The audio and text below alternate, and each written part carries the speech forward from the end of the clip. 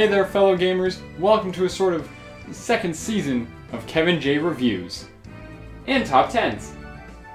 If there's one game that I just can't get enough of right now, it's Pokemon X and Y, man. It's so good! I mean seriously, this game just pushed the boundaries of a Pokemon game, streamlining all the boring grinding and putting a real focus on the gameplay. Now I could do a full review of the game, but let's be honest.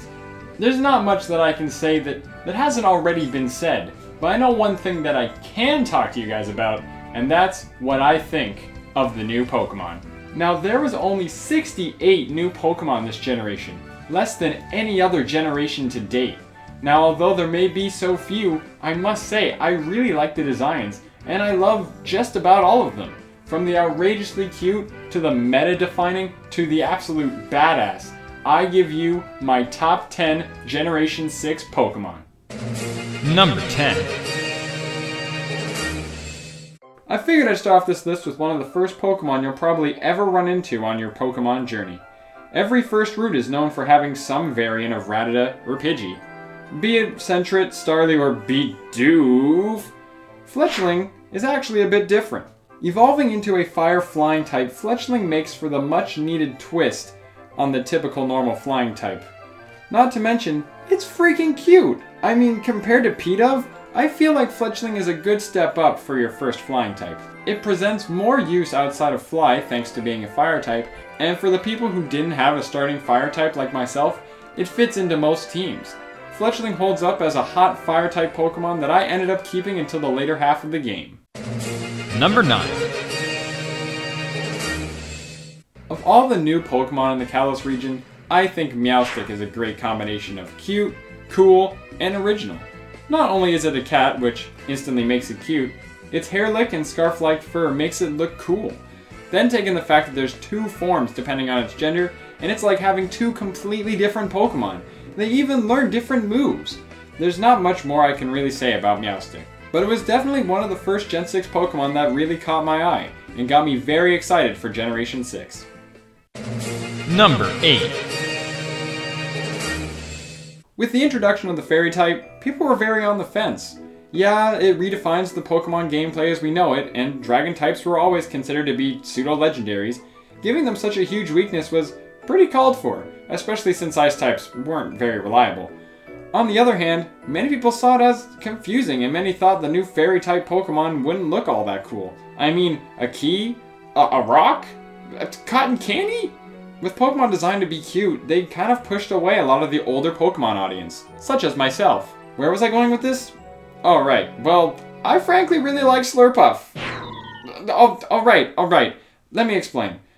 As much as people hate the new fairy types, I think Slurpuff is just adorable. I mean, it's a cake! A cake Pokemon! I just want to eat it up! In the cute way. You know, like the thing you say to babies, not like actual... Never mind.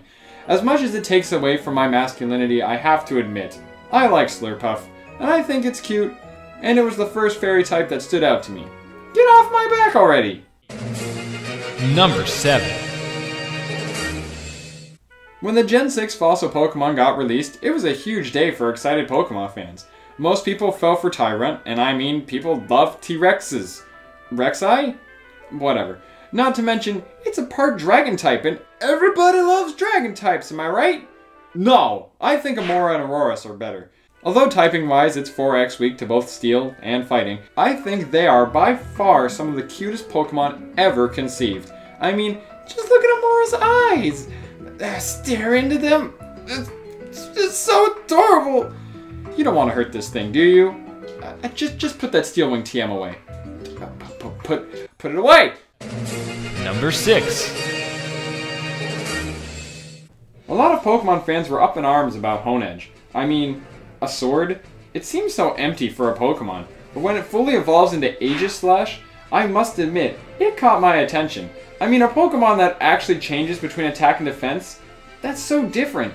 Aegislash is fit for a king and brings out the offense and defense aspects of Pokemon to a new level. I personally think his design is very medieval and fits with the colorful but sleek look of the new Pokemon. Number 5.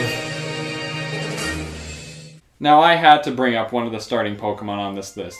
Now although all the starters started off cute, the second stages were hit or miss. But I don't care, Quilladin, you're really cool. I love you, which is why I put Chestnut on this list. Aww. Well, seriously, Quilladin is cool, and I just wanted to mention that, but Chestnut will always have a place in my heart due to it being the starter that I used.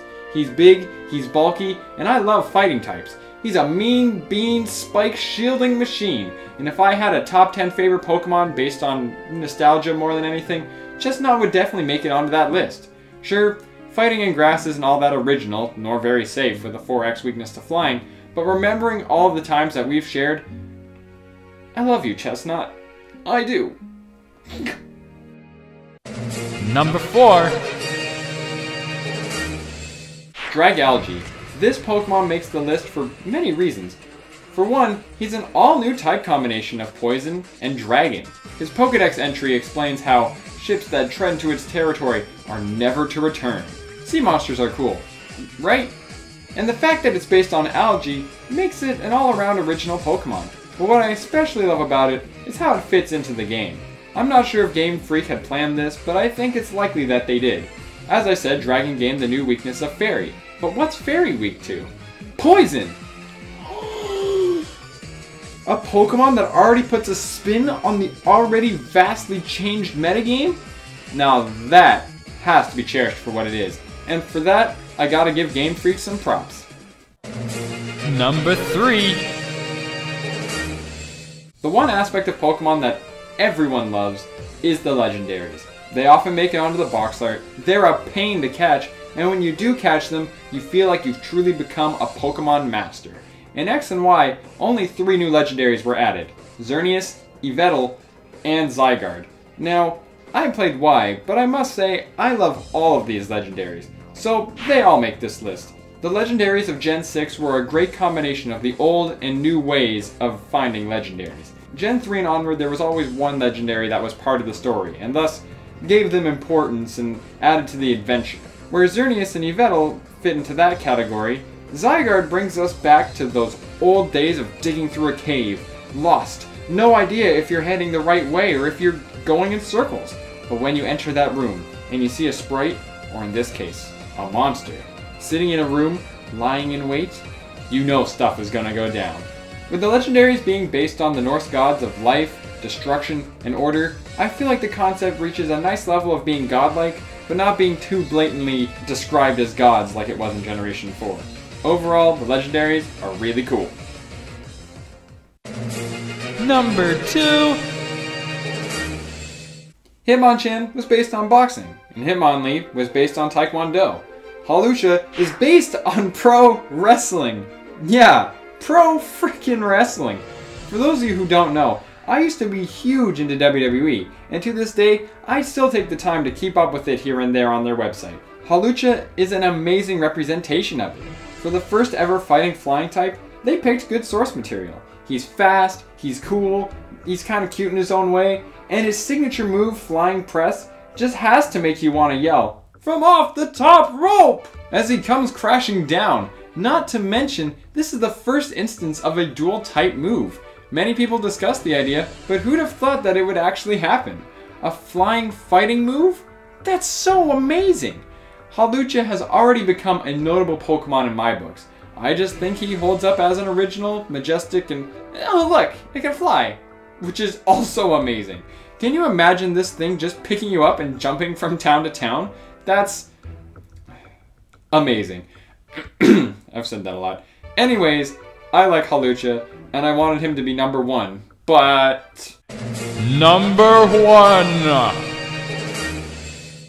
Every generation had the quintessential 3-stage dragon evolution.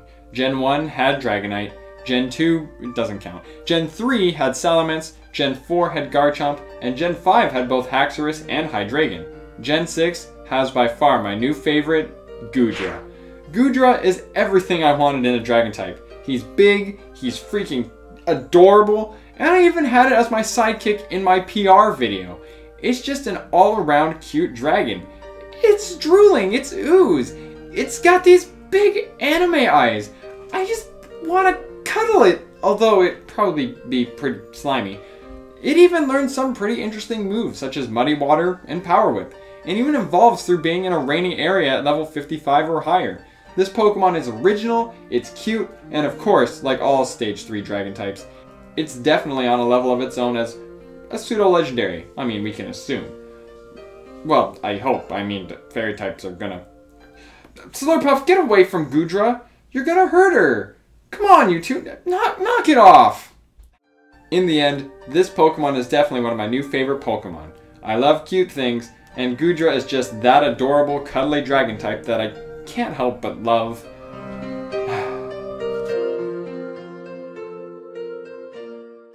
And that was my top 10 Generation 6 Pokemon. I hope you enjoyed the video, and if you'd like to see some of my older videos, they're all around me here. And thank you again for tuning in for the start to the second season. I really wanted to make this video just for the sake of Generation 6 just coming out. It's admittedly a little rushed, but overall, I liked it. I liked picking my top 10. And because of that, I hope you enjoyed. Feel free to leave your top 10 in the description, or as a comment below. And after that, I'll see you on the next KevinJ review and or top 10.